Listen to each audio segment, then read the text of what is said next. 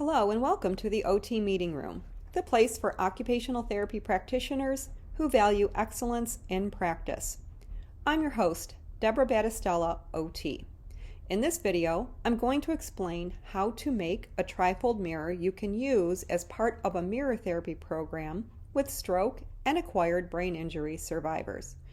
Making a trifold mirror is easy and cost-effective.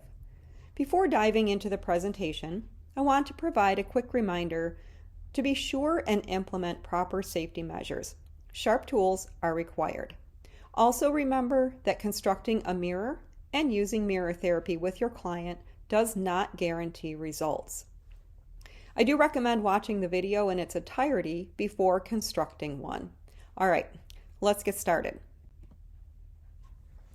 The purpose of this presentation is to describe how to make a trifold mirror for use in a mirror therapy or mirror visual feedback program.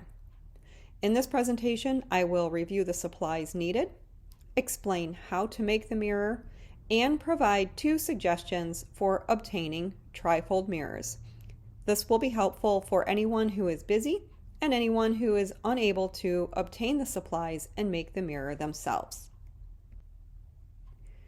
Gather all of your supplies before starting the project. You will need 1 piece of white coroplast corrugated plastic sheet cut to appropriate dimensions of 44 inches long by 12 1/4 inches wide. Coroplast comes in various sized sheets and will need to be cut to size. You will need 2 pair of 1-inch square self-stick hook and loop tape, 1 12 by 12 inch self-stick acrylic mirror tile, 1 utility knife. You will need a protected work surface, and it needs to be large enough to support the length of the coroplast. You will need 1 straight edge for cutting and scoring, a tape measure, and a pen, pencil, or marker. Once you have everything together, you're ready to cut the coroplast. But first, I want to say a word about this product. What is it? Coroplast is a corrugated plastic material that's often used to make outdoor signs. You've likely seen this in your travels around your neighborhood where you live. I like to use coroplast for making mirrors because it's durable, it can be wiped down, and it's really easy to work with. So once you've gathered the supplies and set up your workspace, the first step is to measure and cut the coroplast into a piece that is 12 inches wide and 44 1/4 inches long. Use the tape measure to measure and mark the coroplast. Once it's marked, cut to measurements with a utility knife using a straight edge as a guide. Now it's time to score the coroplast. Scoring is when you make a partial cut through the product that allows it to bend. Don't cut all the way through the material. You're going to score across the coroplast 3 times. With the coroplast flat on the table, start measuring from the left edge. First, measure 12 inches from the left end of the coroplast along the side. Make a mark. Do this along the other side from the same end. Now line the straight edge up with both marks across the width of the coroplast and score all the way across. For the second score, you're going to measure 12 inches from the first score mark, the same as you did for the first one, along each side of the coroplast, and mark each side. Line the straight edge up with both marks across the width of the coroplast and score all the way across. And then you're going to do the same thing for the third score mark. Measure 12 inches from the second score mark along each side of the coroplast and mark your marks. Line the straight edge up with both marks across the width of the coroplast and score all the way across. The dotted lines that you see in the image represent the score marks. You now have 3 12 by 12 inch sections and 1 section that is about 12 inches by 7 3/4 inches. keeping the coroplast in the same position on the work surface with the scored side facing up, Place the mirrored tile in section 2. Peel the back off the self-stick mirrored tile and place it on the coroplast. The mirrored tile should be positioned between the score marks and not over them.